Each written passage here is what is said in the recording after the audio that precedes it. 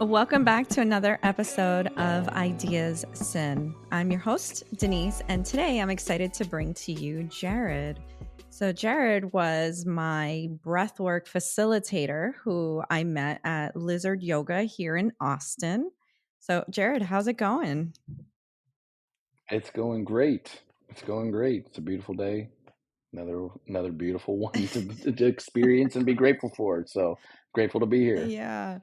No, I know. It's been like 80s, 90s recently, which is really weird in February. Yeah, totally. Yeah, I remember there were a couple years on Valentine's Day, it was like snowing.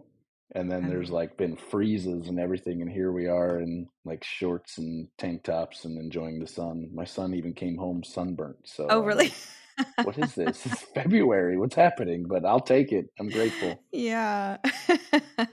Oh, that's so great. Yeah, I mean, are your kids into breath work by chance?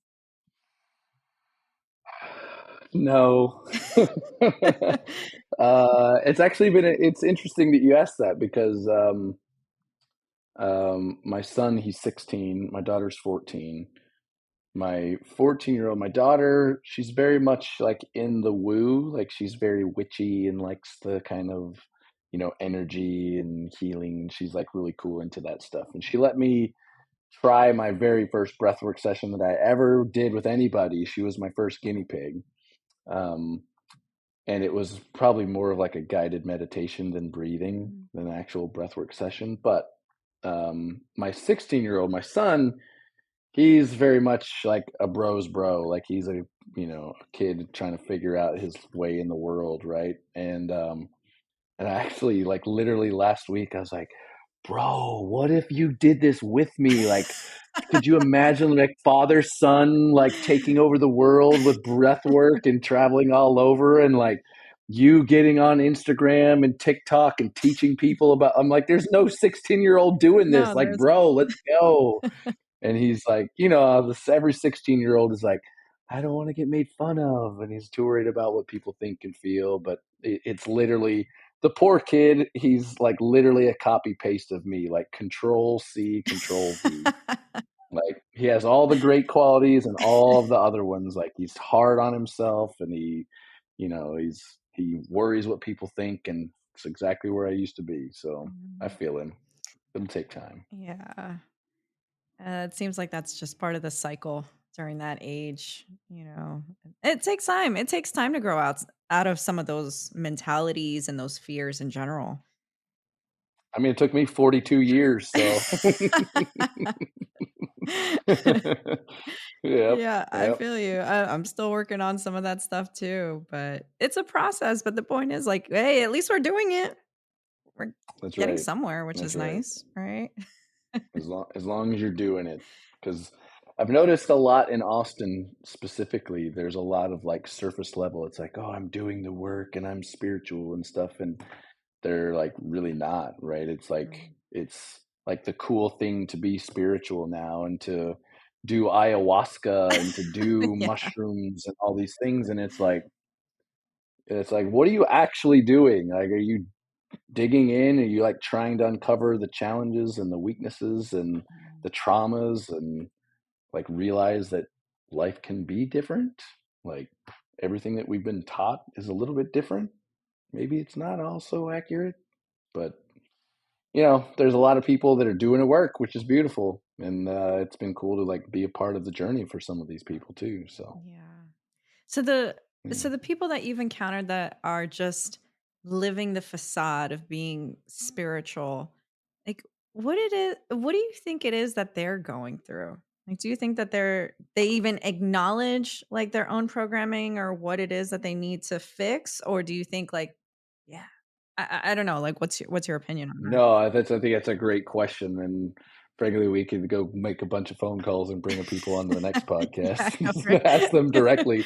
But I think ultimately it's everybody likes what they're hearing, like society this and the man and the patriarchy and all these things of like all these labels, right? It's like really easy to like grab a hold of a label and hold on to it. But the challenge is really looking inward and seeing that when that person says something and it pisses me off, it has nothing to do with who they are or what they said. It has to do with something inside of me that's being triggered because of something that's happened in the past, and that's become my pattern. Mhm. And so that's the hard work in recognizing that. And that's what we do in breath work, is recognize it, feel the emotion, let the emotion go, and then realize, okay, I can actually come at this situation in a different way. I don't have to react. I can respond with a pause in between.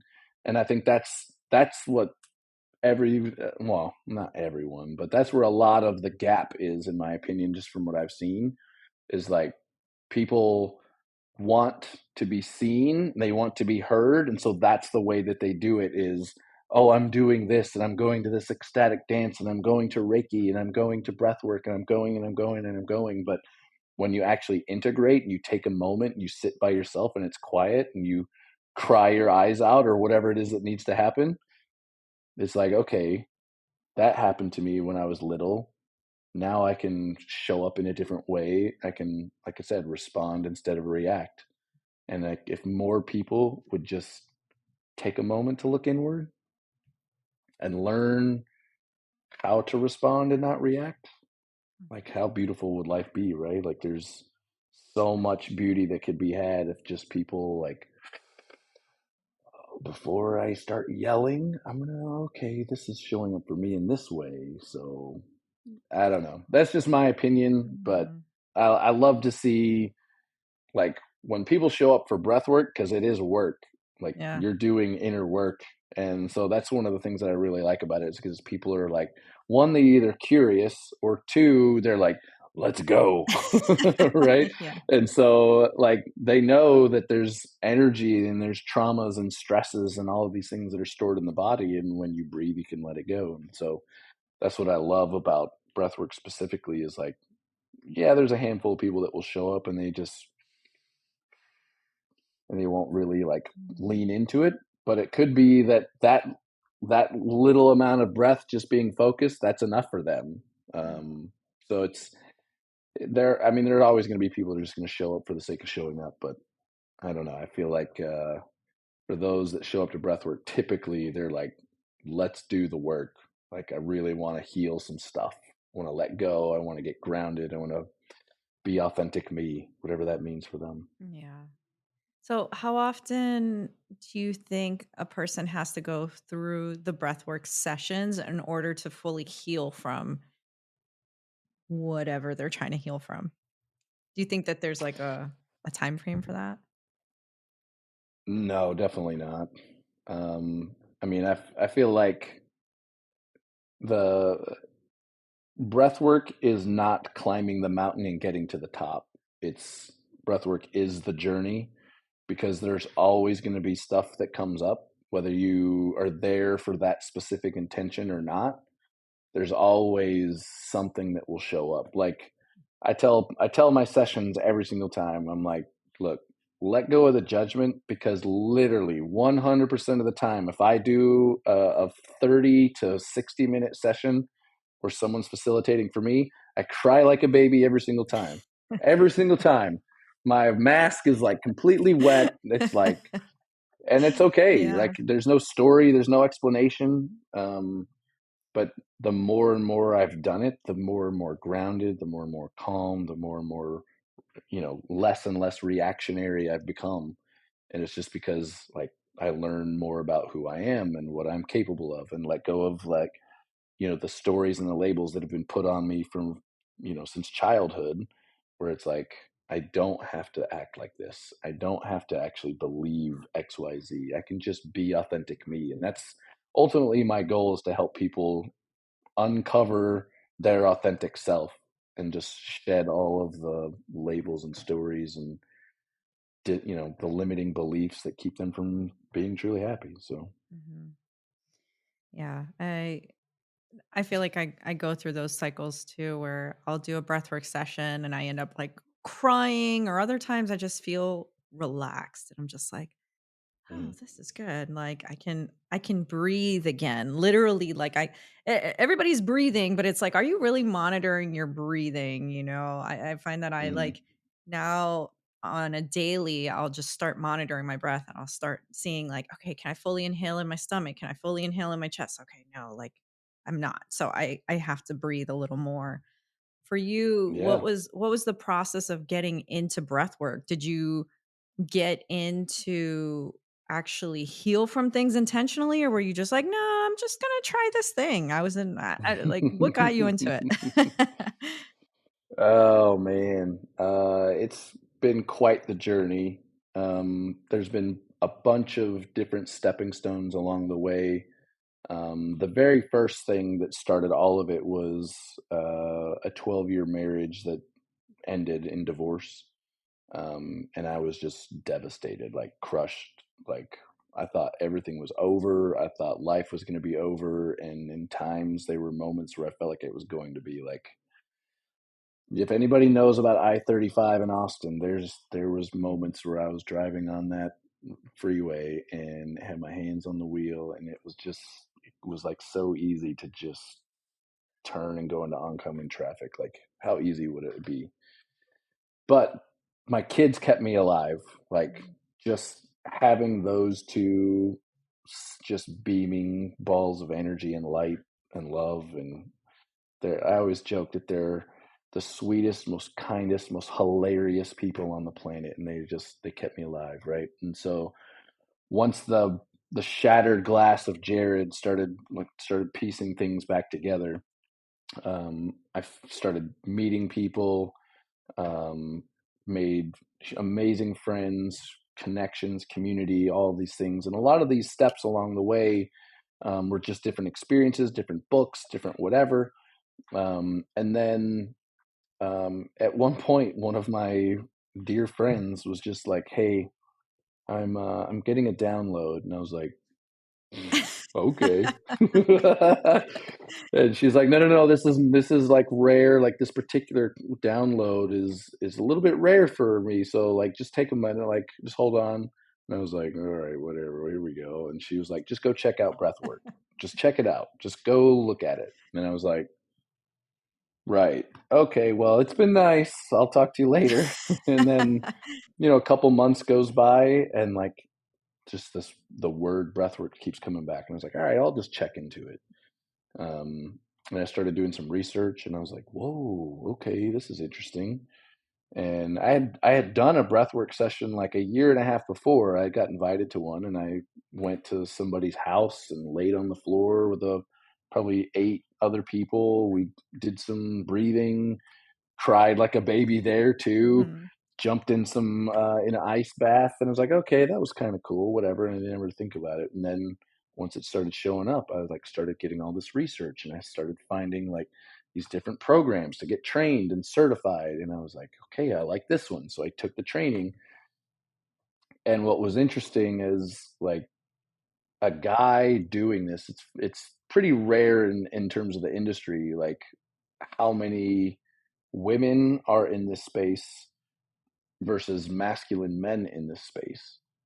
And there's not very many masculine guys doing breath work, at least facilitating for the most part.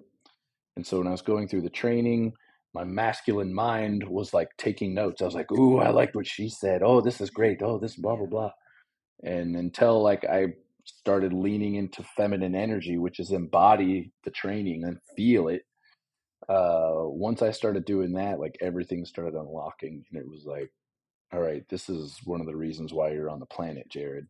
So I've just been like researching and learning and applying and tweaking and all these other things for what my session looks like and how I approach it, which is not so much completely titrate your way slow, ease your way, not quite so much that, and not quite so much the normal alpha male that's like screaming into microphones and yelling to try and get you to push and have this ethereal experience. It's like right in the middle. Yeah. It's like walking into a room, I can create some safety when people feel my energy, they feel like the care that I bring.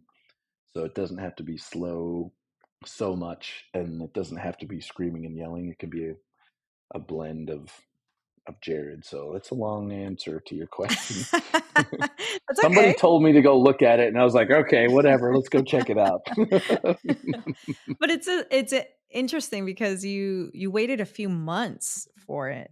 I mean, typically when people suggest things to you, do you take a few months, or was that just the timing that had No, happened? it's very much like masculine mind, Jared, like the logical brain of like I've got to like research and I've got to look at it and I've got to evaluate it and I've got to make a decision based off of what makes the most sense and the most ROI and the those types of things, Yeah. right? Like, am I wasting my time? Am I doing this? Am I like so? Oftentimes, I'll Mhm. evaluate like an idea or a purchase or an investment or whatever. So it just fit right in line with classic Jared. Mhm. And you're a generator too for human design. I know you guys like to Yep. I'm a manifesting Yep. generator, so I'll do like a quick amount of research and then I'm like, "Okay, let's go." Yeah. Yeah. I'm like, all right, give me all the information. All right, now let's go. Yeah, exactly. I mean, but that's even interesting too that you got into human design. Was that suggested by somebody else, or did you stumble upon that yourself? Um, I mean, just some friends started asking me, and they're like, "What are you? What's your human design?" I'm like, "I don't freaking know. What are you talking about? What is this?" Yeah. So it's just been like it's kind of been this evolving journey of like super religious, super corporate, super. These are all the things that you're supposed to do to like again just like completely breaking, cracking open, and starting over, and realizing like there's something inside of what was going on. Like here's what it was, but crack it open and here's really what's going on. So now I've just been building this new thing off of who my authentic me. So um I mean, I don't know.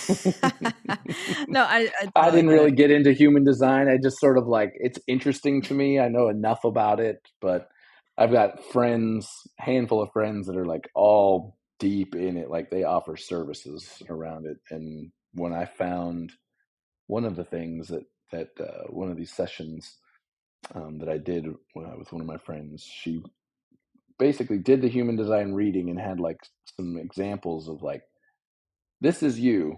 This is what you're dealing with. This is how you approach it. This is how people approach you. And I was like, okay, yep, yep, yep. And then I was like, no, that one doesn't really sink Mm, in. And then when I tried it, I tested it. And so one of the things in there was like, if you show up as your authentic self, then you become a magnet and people can feel safe to be able to show up as their authentic self as well.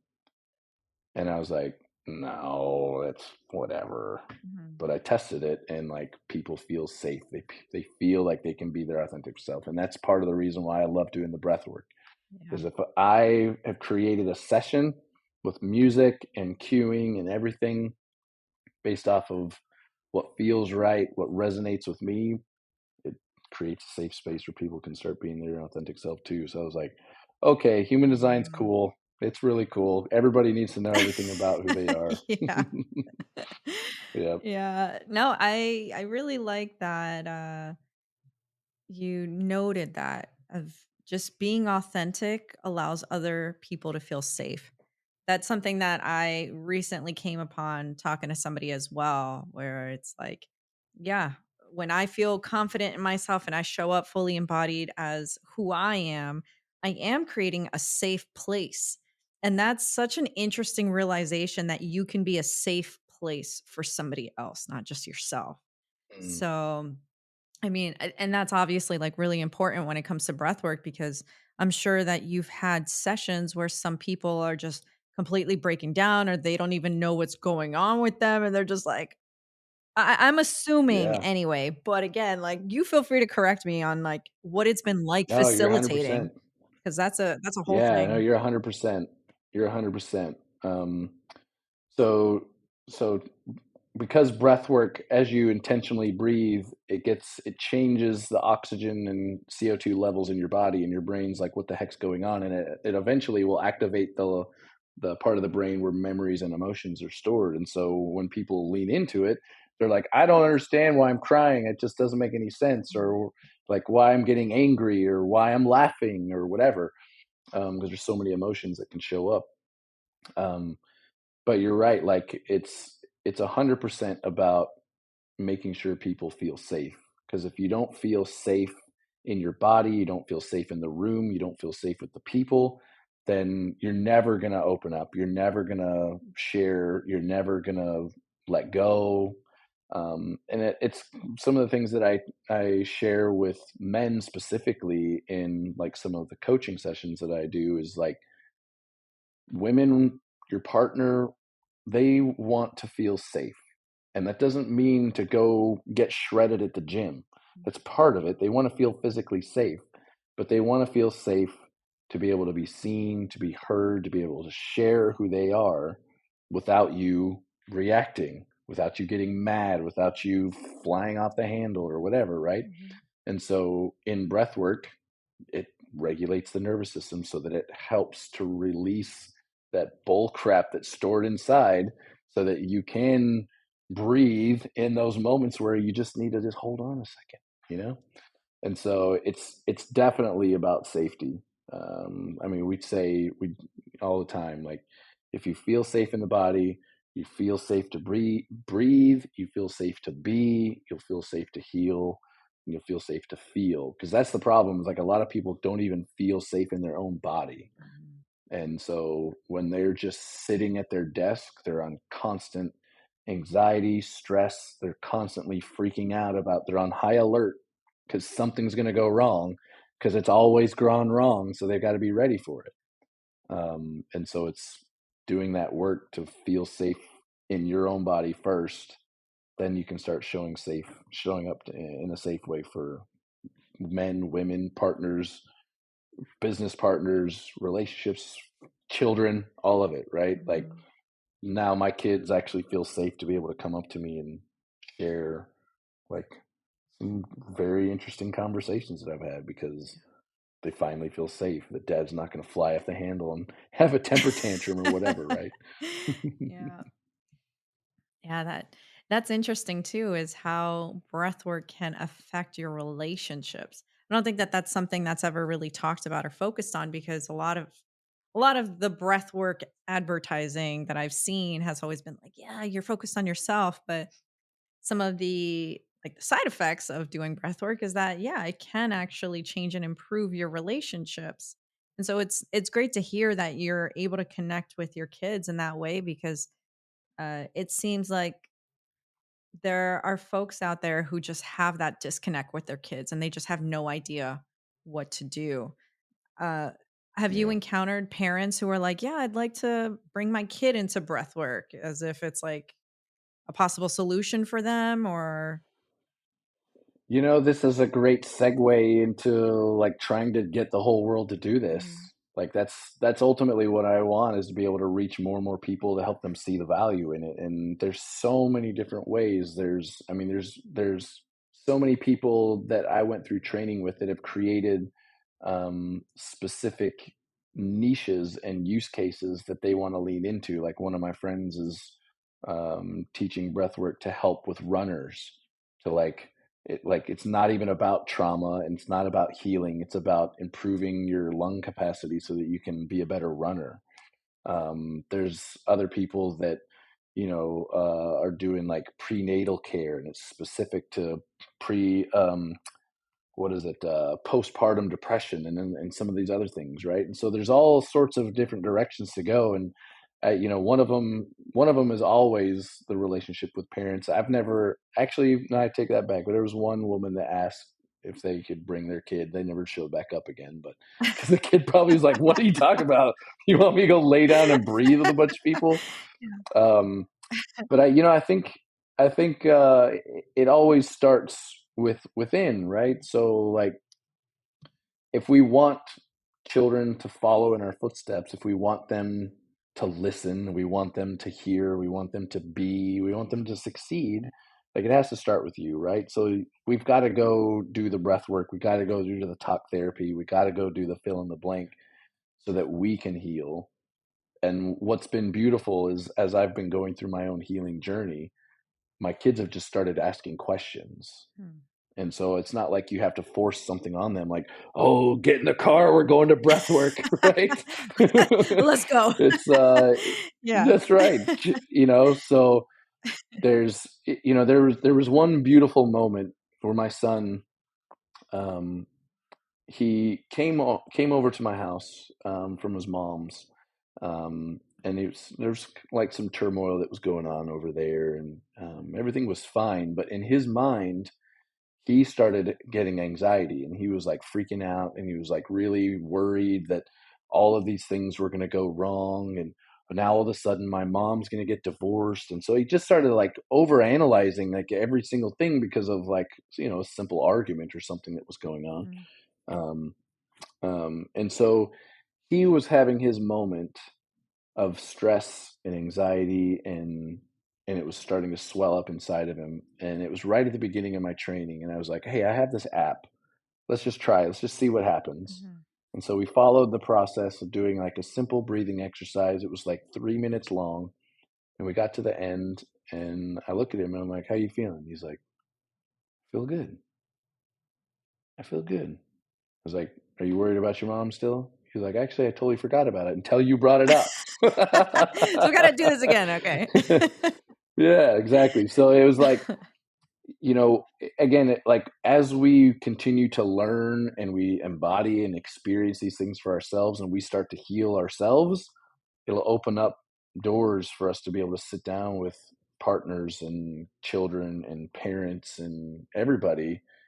Like my brother and my sister, they've done a handful of sessions with me, because they see the value and they've seen what's going on. They've seen what's changed for me, Mhm. because they're like, who is this guy? He's like always happy now. Like, what's going on? Yeah. So as we start to change and we start to light up, people are like, hey, I want to know what's going on with that. Mhm. How quickly did you notice the change within yourself once you started doing the breath work? Mm. Um, it's kind of like going to the gym. It's not like a big momentous, like, oh, the light bulb went on. It's like, oh, I read this book, and oh, I went and did this, and oh, I learned this, and oh, I embodied this, and oh, I got a life coach, and oh, it was all these different steps going along the way. And then at one point, you just take a moment on like you would like you're climbing a mountain, right? You're going up, you're enjoying everything, and you're just like step after step, and then you get to like one little spot where you can look out, and you're like, wow, look how far I've come. There's still a lot to go, but look how far I've come.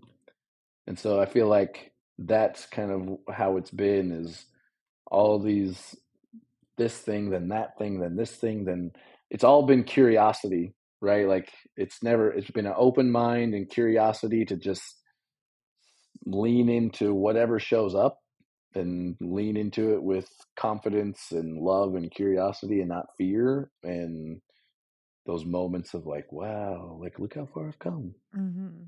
But it's like going to the gym. Just keep at it, because one day you'll look in and you'll be like, well, these pants don't fit me anymore. Right? I mean, and so there's different types of breath work out there.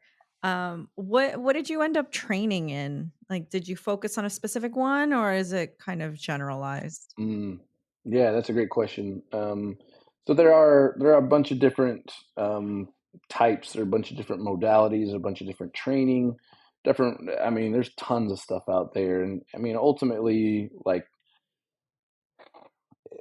it's interesting because like these practices have been around for centuries, right? Like specific breathing patterns have been around forever. All we as society in the 21st century have like identified like here's a way for me to market it and turn it into a product, and it's Mhm.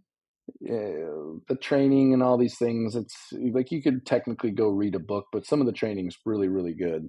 Because really, you want somebody to work with you and to really help you embody the whole experience. Like ultimately, for 6 months, like every week for like 3 times a week, I was doing a breathwork session, whether it was 3 minutes, 5 minutes, 30 minutes, an hour.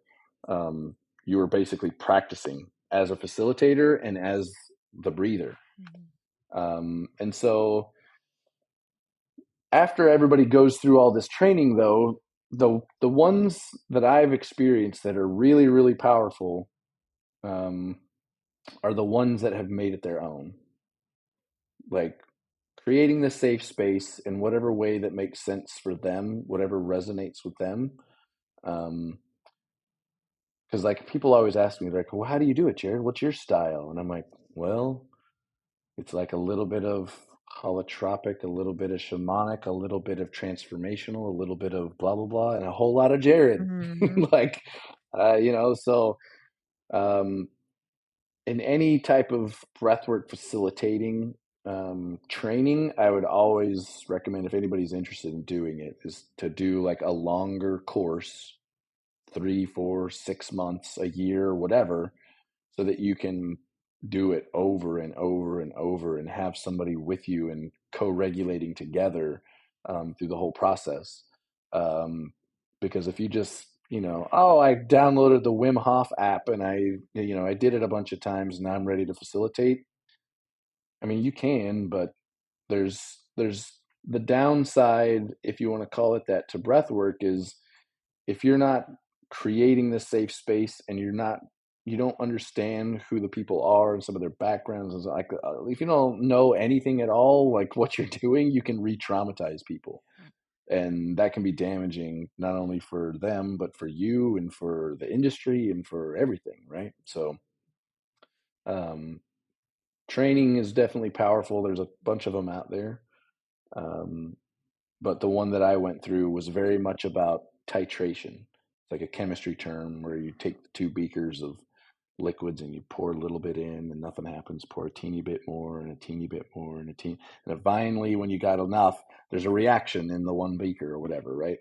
So it's like the visualization is like you get to the beach and you start walking into the ocean and you're up to your ankles and you're like, okay, this feels good. You're up to your shins. You're like, all right, this feels good.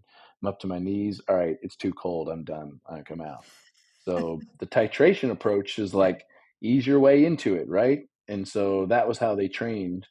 And then when I went out and experienced the alpha male, the masculine men that were doing this, it was like completely opposite. It was like, you can freaking do this, like push, you got this, whatever. And so I was like, that's not gonna work. Like, I mean, some people need that. Mhm. In some ways, some people need that extra push. Um, but I've seen a lot of people re-traumatized in those moments because it's really about, again, it's about feeling safe. It's about recognizing an emotion, feeling the emotion, letting it go, and then see if I can go back to specific moments in my life where that emotion may have shown up.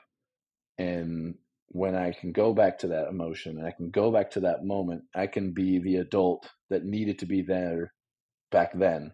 So, like 6 years old, dad abandons Jared, no more dad.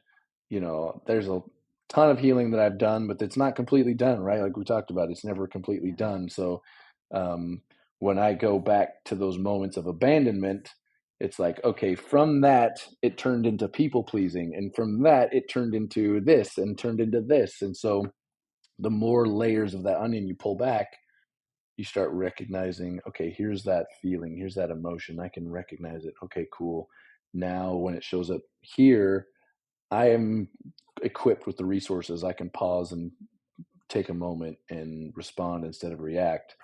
But if you push people to the limit and they're going through their thing and all they're doing is feeling emotion and you're yelling at them, then it's like, oh, well, now this is even worse than it was before, or it's Mhm. just compounding the trauma that was already there before. So, Yeah.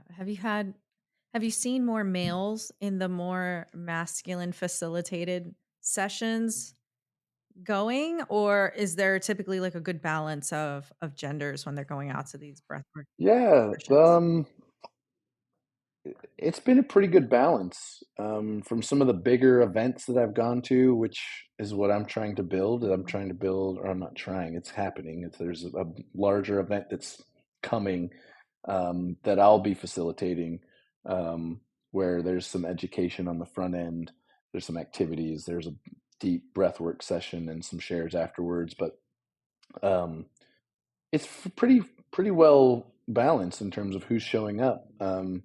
A lot of times you'll see like, the wife is bringing, just dragging the husband just because it's like, oh, we're going to go to this event, Yeah. right?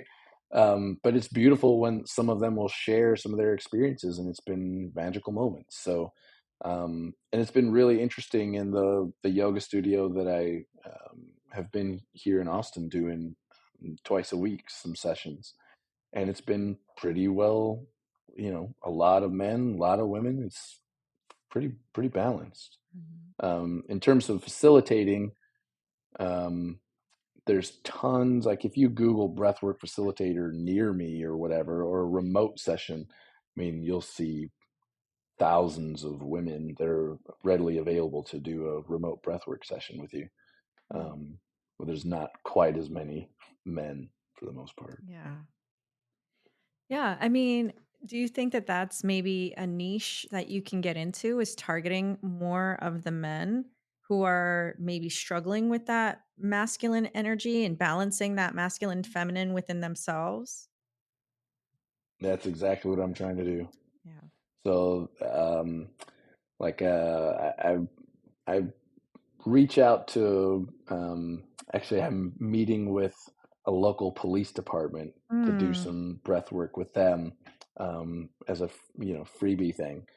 Because if there's anybody that's got trauma and stress and anxiety, it's definitely yeah. the people that protect us. So, um, but yeah, there's like one of the, if you follow any of my stuff on Instagram, a lot of it has to do with that conversation about feminine and masculine energy. Because most guys are going to be like, feminine? No, no, no.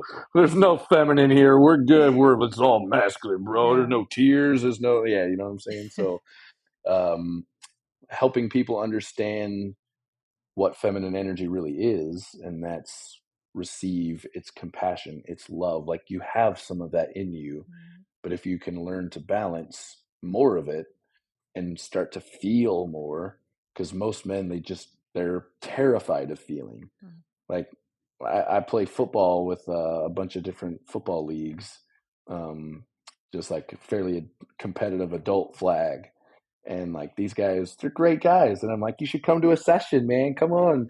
And they're like, nah, man, I've seen all those people on those videos crying, I'm not crying. And it's Yeah. like, man, because men are just so terrified of feeling, Mm. because like, and frankly, I don't know all the answers on why, other than stories and labels and what dad and grandpa and uncle and all them said, that if you are a real man, you're going to fill in the blank, Mm. right? And so whatever story they've latched onto, they feel like, if and actually that's another side of the coin, is we as men need to better understand how to hold space and create safety. um, the same thing happens on the other side of the coin. So if men or women, whatever your partner, whatever your sex, whatever your relationship style is, like if you want your partner to feel safe and show up as their authentic self, and you want them to be, straightforward and real and all that, and if women want men to feel, they got to create that safe space for them. Because oftentimes it's the other way. It's like the guy needs to do it, the guy needs to provide the safety and the protection, the provider and all that stuff. But that one little bit where, if a man feels, is his partner going to support that emotion that shows up, or is it going to be like, the eye roll, or why are you crying, or why, like, Oh, if they yeah. don't feel safe to be able to feel an emotion, like, they're never going to, right? So whether it's in a breathwork session or whether it's just sitting down in a conversation one on one, like, men need to feel, and if they don't feel safe, they're not ever going to open up and share how they really feel with you. So be that safe space. Start with you. It always needs to start with you. Start within, right? And make sure that whoever it is that your partner, business partner, family, friends, whoever, like, help them feel safe, and you'll learn so much about these people. So Yeah. Yeah, even just defining what safe is for yourself is a journey in and of itself. Like just realizing mm, like what do I feel safe in? Like do I feel safe in my home? Do I feel safe doing this? Do I feel safe looking somebody in the eye? Do I feel safe looking myself in the eye in the mirror? Because that's an interesting exercise that I've used for my own like healing journey is just looking myself in the eye and like having conversations and like real real authentic talks with myself about certain things and really connecting and being able to say like yeah I love you, like how many people do you think like stand in front of a mirror and say, "Yeah, I love myself. Like I love the person that I'm looking at." yeah, not very many. Not very many. Even as I was going through my own journey, I read the book Love Yourself Like Your Life Depends on It. Mm. And that's one of the practices, as he says, is look in the mirror, say 10 times that I love you. And like really look into your eyes and like really like Look for the say it. But soul. it's freaking hard. Yeah. Yeah, exactly. It's really hard. So like what I actually did is I changed it, and I got a picture of me when I was really little, Uh-huh. and I put that up on the mirror because I can look at that little boy and say I love you to him all day long. But it's like that is me, but it's like I can do that there. It's way easier to do that, and so it's just a little bit of Yeah. that, creating a new groove, right? Creating a new pattern of like, I don't have to just look in the mirror and just have disdain and regret and frustration, but like I can look at him and like smile, and then it's like okay, and then gradually you ease your way into it. Like one of the practices that I do with people is like get that littlest picture from when you're like 7, Mm. put that one up first because you can easily love that kid, and then when you're like 15, do that one and have the conversation with him. And then when you're at 28 or whatever the numbers are, like there's a I call it the decades discussion. Mm. So you have a conversation with each decade, and it becomes a lot easier. Sometimes it gets a little more difficult, Yeah. but eventually you'll be able to look yourself in the eye and be like, "Yo, I really see who you are," and like because I've seen all of these other versions of you that just had another label put on, and we just got to strip it off. Another expectation, another story, another, whatever it is that you're holding on to, just let it go. Mhm. And it's eventually a little bit easier. That's what worked for me. Yeah. No, I like that. I like going through and taking those walks down memory lane. Like I love taking pictures. I have photo albums and I just got some when I went back home to visit family from storage. I'm going through and I'm like, "Oh my god, look at all this stuff." And you sometimes forget what you've been through or what you've done and just going back Mm, and reflecting on those different time periods. You're like, "I remember when I was going through that," or "I totally forgot that I went through that." That's such an impactful thing in my life. And sometimes you just open up doors that you never knew were even closed. You just discover so many yeah, things. yeah. No, that's true. It's interesting to look at some of the old pictures because, like, even for me, I have like a full, complete block from like 0 to about 10. Mm. I don't remember hardly anything. There's like small little snippets, but Yeah. seeing pictures, you're like, oh wow, like that was hard. That was hard that I had to go through that piece. Or I remember that moment in high school, like that sucked, Mhm. right? So yeah, those, going back through the stories to be like, look how strong you actually are. Like look what you've been through. and like give yourself some grace and honor yourself for like, look where you've become, look how far you've come. And there's so much more to do, but there's a way to do it and you can be happy now finally. Yeah. So for anybody who maybe doesn't have pictures of themselves as kids, or maybe they just literally don't have any pictures of themselves, like are there Mm. any other little techniques that you would suggest in order to help with that exercise? So you can do the mirror work, but one thing that typically works is just a guided meditation, just a visualization of it. Mm. So like, find a quiet spot, you know, if you want an eye mask because it helps you stay focused or whatever. But like one of the things that I do that helps me like get out of my head like really quick is 10 really deep breaths. So it's a belly, chest, exhale. So it's so you do 10 of those, but you're breathing in as much as you can and blowing out as much as you can. You do 10 of those, then hold at the top on the 10th. So it's, and when you hold for as long as you can, and your mind will be like, okay, it's time to breathe. And you're like, no, no, no, hold on. It's time to breathe. No, hold on. Time to breathe. Hold on. Okay. And then you exhale, and then you come in with like your slow, controlled breathing. Then you visualize. For a lot of people, if they don't have the pictures, they can at least create the image mentally of either an experience or themselves or whatever, and just pour love into that little kid or to that teenager or to that version of you from 5 years ago, whatever it is. um, but the mind is super powerful, like just your imagination and your creativity. It's what is creating all of these things, right? Like the Yeah. computer, the AirPods, like all of it is somebody's imagination. That's where it started, right? So the imagination and all the vibration and energy and all those things, if you sit and just pour love into a version of you that shows up as you just sort of breathe quietly into a conversation to go have with that little version of you, it's super powerful. Mhm. And when you're getting into breath work, there's obviously the nose inhalations and then your mouth inhalations. Do you find that as people are starting to get into this practice and into that healing work, that they should start with one method over the other of breathing solely in and out of their nose or solely in and out of their mouth or a mixture of the two? What are your suggestions? Yeah, that's a good question. So, what I always like, I always show up in the breathwork class and I say, like, here's the invitation is to follow this particular pattern.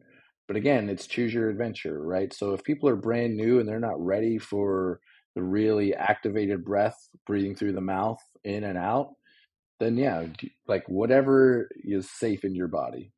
Like that's the thing. Is and in my sessions, the cueing is honor the mind and honor the body, but the mind is going to come in and be like, oh, if we just take a deep breath and we hold, it's going to feel cool. Or, oh, let's just let's start thinking about dinner tonight and what would we have to do tomorrow, and it will just do everything it can to distract you from doing it. And so honor the body and say, mind, I love you. We're going to sit down, hear some popcorn, go watch the show, but we're going to breathe. And so if the body is like starting to show up and it's like, this doesn't feel right, like this is too much, or my body is just saying whatever it is, then dial it back. But for those that are there leaning into what their intention is and what the purpose and everything that they're trying to accomplish from breath work, then it's commit, commit and push to the limit that feels right in your body without, you know, re-traumatizing or even just causing any pain.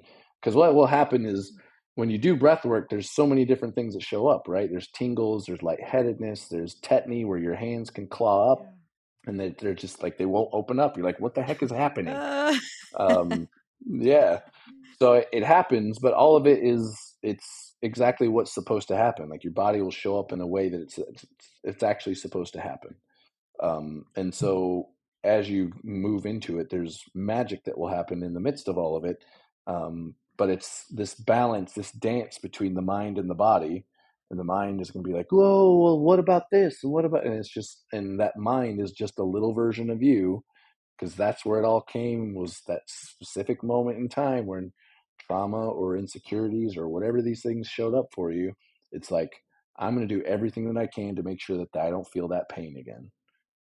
And so if we can find a way to avoid the pain, then we'll create patterns of procrastination or distraction. Like, oh, yeah. Like, because my sessions are very much like it's an intentional purpose. So every song has a purpose. And so I'm like literally cueing, saying, okay, we've got 2 more minutes and then we're going to rest. I promise. You just lean into that 2 more minutes. And so when people hear like, okay, I can do this, like I can do this, I can breathe. There's only 2 more minutes left, so let's go. But you know, it's rewiring that whole mind body connection and saying, look, the little mind is trying to take over, but no, I'm the adult now. I can lean into this. It's a little bit uncomfortable, but we're committing, because if we can do uncomfortable things in a safe space together, then when the difficult things show up in the outside world, business, work, school, kids, parents, partners, it's a whole lot easier because I've already been through uncomfortable. I can do it, you know? Mhm. And for those who are deeper in their practice or they're trying to push themselves more, how can they identify when they're at a point of potentially re-traumatizing themselves? Is that something that they're going to be Mm. fully conscious of, or does it just happen randomly? That's a great question. Um, in terms of re-traumatization, it's more about how regulated your nervous system is already. Um, if you've been doing breathwork for a long time, uh, it means you've had an experience in breathwork, and then you've hopefully started doing some type of integration on it. So you've like gone back to those moments and you've felt through it.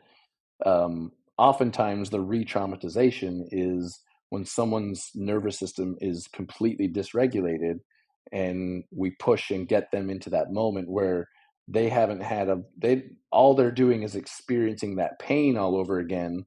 They're not coming with it at with the mindset of, hey, I'm the adult version of me now. I can deal with this. I can sort through this. I can look through it. I can pull back layers. I can do all these things. Mm. It's just the little kid inside of them that's freaking out again, Yeah. as opposed to, I'm the adult now that has the resources and the tools and the people and the safety to be able to sort through it. So for those deeper into the practice, re-traumatization, I mean, maybe it can happen. Can't speak for everybody. It could very well happen, but it's it's more about how do you show up with the breath and with the intention. And the intention goes with both, why are you there, but also intentional breathing. So if you're leaning into it, then you're more than likely you've gone through some of the work where it's probably not going to re-traumatize you. I Mhm. mean, I don't know. I don't know the full answer, so it could be, it could still happen. Yeah. But typically, just from my own experience and from the stories that I've heard, is re-traumatization happens because nobody's ever done breathwork before. They're not doing any of the healing. They're just sort of there and testing it, or the wife dragged the husband to come to the I session or wasn't whatever, ready for right? this. Yeah. Yeah, exactly, exactly. So, because it really does happen. Like if you lean into it and you're breathing and you're following the cues and you're going into it, that mind opens up, and the emotions and the memories and visualizations and all these things, it's the closest thing that you can get to psychedelic experiences without being on anything. Mhm. Yeah, that's actually something I was just thinking about is some people might have heard that you can experience psychedelic experiences through breath work. I've experienced some aspects of it myself um, through pranayama breath work. It's typically what I practice. But for people who've never experienced anything psychedelic, are you able to provide them a little information on what that experience could potentially be like for them Mm, and what they can expect? sure. Um, like some people will come up to me after a session. They're like, Jared, I was on a different planet, or like they'll come up and say, "Oh, I saw my grandmother who passed away 15 years ago," or I got a message, or I got a download, or I got a whatever. One of the things that I do, and I don't recommend it to anybody, especially brand new, is I do fairly intense breathing at the gym. Mhm. And so, like, I will do a workout. So I'll do a set of whatever, like bench press or whatever, and then my in between those sets, I'll do deep, heavy breathing, and it's very controlled, and it's under, like, I manage it very well. But in some places where I'm like today example, I was doing leg curls Mhm. or extensions or whatever it is. So I'm seated and I'm fairly safe. I mean, you could hold your breath and fall over if you like, if you're not careful or whatever. But I was doing breathing, and I did a hold, and I let it go, and like my the feeling of being in the gym was gone. I felt like I was somewhere else. There was no explanation of where it was, but it was just still, and it was quiet other than my specific music that I listen to when I do the gym. Um, and it was, and that's what the beauty for me for breathwork is, letting go of what's on that timeline way back there, and letting go of what's on the timeline going way forward ahead, and just being right here right now. And so in active breathing, you can get right here right now, and you forget where exactly you are because your soul is just so quiet and still and relaxed that you're like, oh, I forgot where I was even at. Mhm. So some people like will visually see things, like with their eyes closed, they'll see colors, they'll see designs, they'll feel like they're on a different planet talking to aliens. Like, I've heard it all. So it just sort of depends on, how far they lean into it and what their experiences have been, right? Like, some people like do psychedelics all the time, so it's like, "Whoa, I've got this connection, I can see sort of the same things," whereas other people are like, "Whoa, grandma showed up," Mhm. so a lot of it too is just messages. So with my cueing and a lot of my sessions that I do, it's like letting go of the stories of the old, get present right now, and what messages do you need from God, universe, higher self, whatever. And so a lot of times it's like, this was the extra kick in the pants that I needed to realize that I need to go do this. Like, one woman came up to me, she's like, "Thank you for sharing what you did, because now I know for sure that I need to go start my business. I've been too quiet. I put it off to the side, and it's time to go get it started." Mm. So it's like, beautiful, Yeah. beautiful. Yeah, that's really great. So, we've talked about some of the emotional, spiritual healing aspects of breath work. But what about the physical? Like, what are some of the health benefits Mhm. of breath work that you've encountered? Yeah. There's so many. I mean, the list, like, if you Google it, it'll give you like 15 different things. Um, For me, it's really about the regulated nervous system. It's like I just feel calmer um, when the proverbial shit hits the fan Mhm. out in the world, right? It's less reactionary. Um, but I've noticed, like, because I do, again, at the gym, um, if you run on a treadmill, and I would suggest this for anybody, if you do any type of running, especially like, because I'll do the sprint and the jog, a minute and a minute or whatever. Um, if you breathe through your nose as much as you possibly can when it comes time to actually sprint, because like I was doing this for football, and so like one of the position that I was playing was I was the receiver, but then on defense I'm the rush, which means I'm running after the quarterback. So every single play of the game, if I'm on the field, I'm sprinting. And so I started practicing on the treadmill, sprint and jog, and I breathe through my nose. And I had so much more lung capacity and so much more energy. Like, I was lasting throughout the game much longer than I ever was before. Mhm. So lung capacity, digestion, inflammation, like all of these things. I mean, if you haven't read the book Breath by James Nestor, it's beautiful. Mhm. There's so many things that he lists off in there on um, the different value for physiologically, the value that comes from switching how you breathe. And I mean, even guys that are sitting at a desk all day long, if you just take a moment, like every hour, put a reminder to remind you to breathe, because nobody, for the most part, is breathing the way that we're supposed to. But it's always like, Mhm. or we're holding for a long time. We're either mouth breathing or we're holding when Yeah, we're not doing it intentionally. So the perfect breath supposedly is like 5.5 seconds in, five and a half I seconds know. out. I know, I heard It's that and not I was like, easy. "Huh, can I do that?" And I started trying it too, and I was Yeah, it's like, "Oh, hard. it's definitely not there."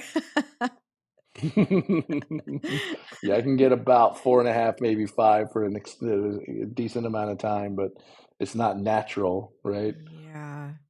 Yeah, another thing I noticed when I focus on my breathing or my breath work is my heart rate. Like, I'll focus on that and I'm like, "Okay, what can I do to like lower my heart rate intentionally?" And I just try to experiment with that to see how it works. And I mean, during like guided breathwork sessions, like my heart rate will drop to a level where I'm like sleeping, for example, versus something higher. Mm, But it's interesting that yeah, there are practitioners out there that can actively just be like, all right, well, I'm just going to shut my system down and like take it yeah. down a few notches. Have you ever done anything like that? No, I have not. I've heard the stories of guys being able to, you know, increase their heart rate and decrease it and all these things. I'm like, that's really cool, but I haven't gotten there yet.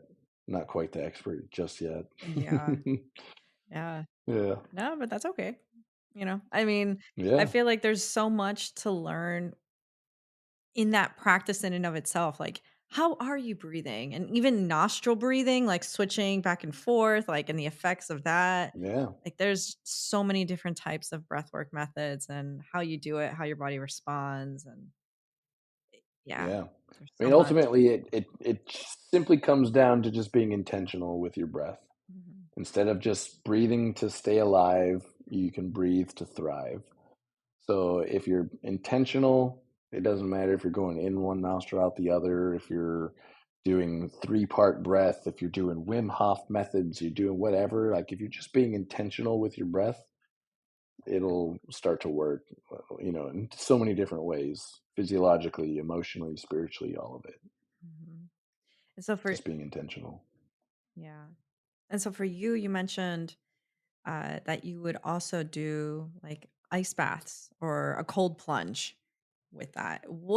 How does that affect you after you've done your breathwork session? Um, so for me, the ice bath is a psychological game of just leaning into more uncomfortable, right? Like holding your breath in a breathwork session and pushing to the limit to hold as long as you can.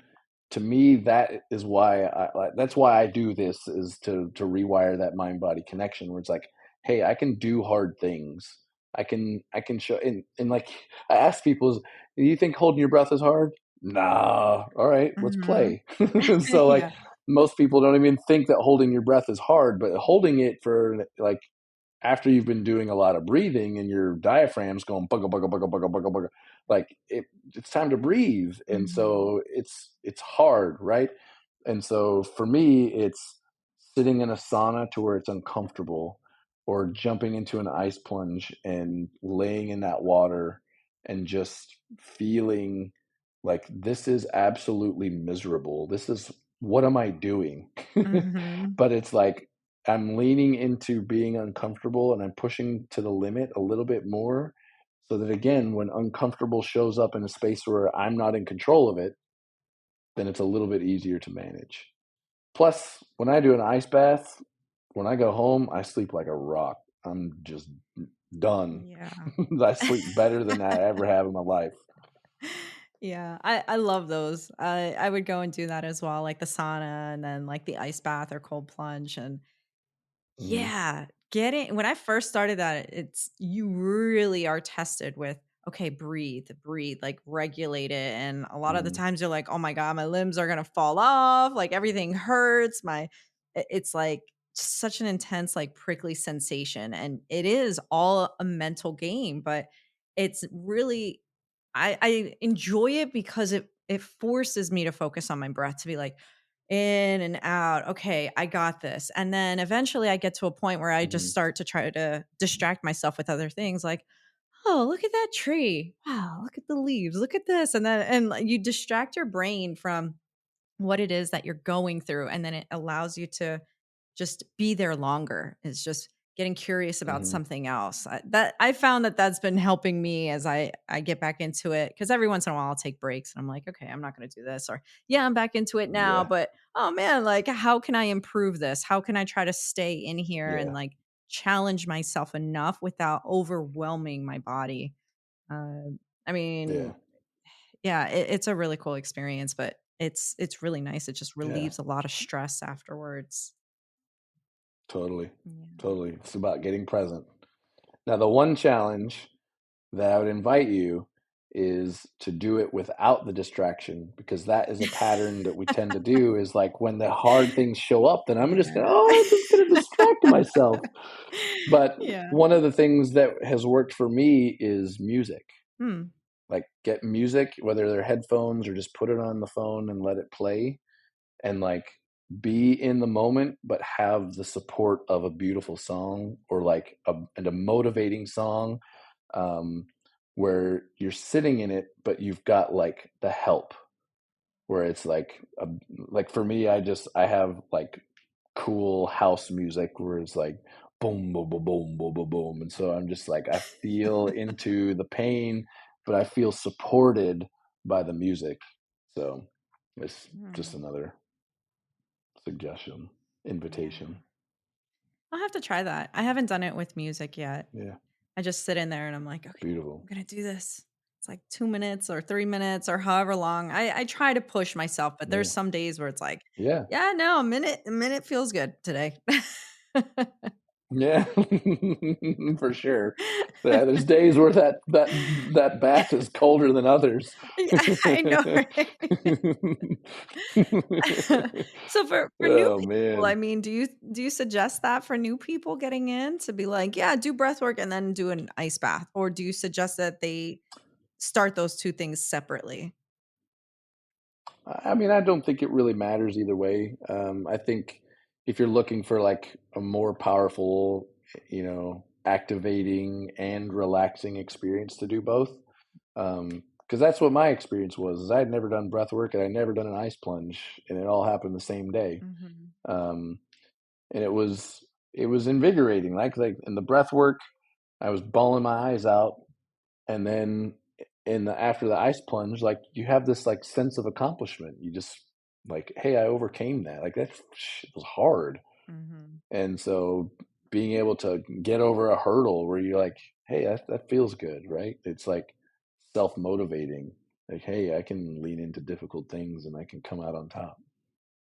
But yeah, that's the thing too, is like let people have their grace. Like, there's no judgment of like, oh, you're not going to do both. I mean, come on. But yeah, if people need to, Yeah, and again, that's like the regulated nervous system, right? If you're completely dysregulated, then yeah, ease your way into it. Like, don't jump in with both feet.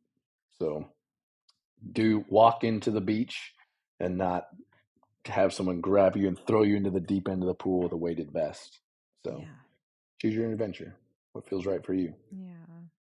So, are there any other things that you would suggest or advise, or um, yeah, just any other last words that you want to share with our listeners as we go to wrap things up? Sure. I mean, it's funny that everyone always says like when you're upset to just take a breath, Mhm. and I wonder at what point in time, where did it become offensive? Like where it made us more angry, right? Like Just just breathe. take a moment, just breathe, Jared, just breathe. It's like ah, you just get I am even more breathing. angry. Yeah, that's right. Um, but if you can find ways that work for you and your body to get to a regulated system, life just becomes so much more enjoyable. people around you, experiences, you find light and joy in every experience, because that's all this is it's we're here having an experience. And if you look at it from a place of joy and satisfaction, as opposed to like, I got to try and go do this and I have to go do that, and there's not any abundance, it's all a place of lack. Like, if you just sit and find light and love in every single situation, it can be done. And it just takes a regulated nervous system. Mhm.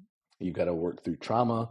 You got to let go of emotions that are stored in the body. There's so much science and spirituality, both of them together, that if you find ways that work for you, because there's so many, like therapy is great, life coaching, breath work, Reiki, like the list goes on and on, on what you can do, but find something that works and just lean into it with curiosity. Like, don't judge it, and life can just become this magical experience. Yeah. So that's my soapbox. I love it. Yeah, I agree with a lot of that. It's good to just explore all those different avenues and see what it is that sticks for you because, a yoga class might not work for one person, but it doesn't mean that it's not going to change someone else's life. And it's like, just try it for a little bit. I always say, like, yeah, Yeah. just I usually like to tell people, and especially myself, like try something like 3 times or so. Because just because you go to one class and you don't like it, it doesn't mean that the practice itself is not good. Maybe the facilitator or the environment wasn't great. So try another spot, see what that's like. Yeah. Maybe that's a great spot for it, but something else happened. It's like try it one more time and then see. And Yeah. I don't know, sometimes you just have to overcome "Oh, I'm scared and I'm nervous," the first time that you're doing it. Then the second time you're like, "Okay, I can do this, but now what did I learn in the first session and how am I incorporating that into the second session?" Like, that's what the second mind, or I don't know, I Hmm. guess experience is for me. And then Yeah. the third one is like you finally kind of step in and are just allowing yourself to be. So, Yeah. yeah. Yeah. They say third time's a charm for a reason. Yeah, right? That's right. Yeah. Yeah, but so for any listeners who are interested in learning more about your practices, your sessions, your workshops, where is it that they can find you? And I'll include this information in the bio as well. But anything you'd like to Sure. share? Um, so website is rewiredbreath.com. Instagram handles the same thing. Rewired underscore breath. Um, I do one-on-one sessions, either in person or remote. Um, Typically, like if people want to just try it, they can do that. Or there's packages that align specifically for their intention. And then there's like a option to have some coaching alongside of it, like kind of life coaching concepts. So we breathe into what it is that you're trying to lean into, what is it we're trying to sort through, and then we work through it together in a co-regulated state instead of Mm. trying to do it all on your own, which adds some more safety value to it, right? So one-on-ones, I do group sessions. I do corporate events. So if a company has a bunch of their salespeople or operations all together, we can do mindfulness, health and wellness. An hour-long session. We do that. I breathe athletes to start getting out of their head before they get into their different sporting events, Mm. and help manifest what it is that they want to create out of their upcoming game or fight or whatever. Same thing with artists, musicians, starting to breathe with the group before their performances so they can just get out of their head and perform perfectly as much as they can. And then I've got my big, huge event that's coming. It'll probably happen maybe the middle of this year. It'll get started. Beginning of next year at the latest. But it'll be kind of all over the country. There's going to be sessions where I'll show up. There'll be a fun activity, and then we'll do some breath work and have coaching options afterwards. So really excited about that. Yeah, that sounds fun. That sounds awesome. And all Yeah, that, obviously, like yeah. you'll keep everybody posted on where to go and all of that. Like, do you know exactly what locations you're going to yet or no? There's a handful. I know Portland and Denver and New York are probably the first ones that we'll start off with in LA. Um, but it's basically a hand selected crew of mine that I went through training with. Mhm. So they've been gone through the trauma informed breathwork training, and so it'll be to help support their local area as well. So their Mhm. business, trying to promote their business at the same time. So That's great. Yeah, I'm glad you guys are doing yeah. that. I think that's important. We need more facilitators to go around. And obviously, for any listeners who are interested in breath work, feel free to check out Jared's website, his Instagram, check out the workshops.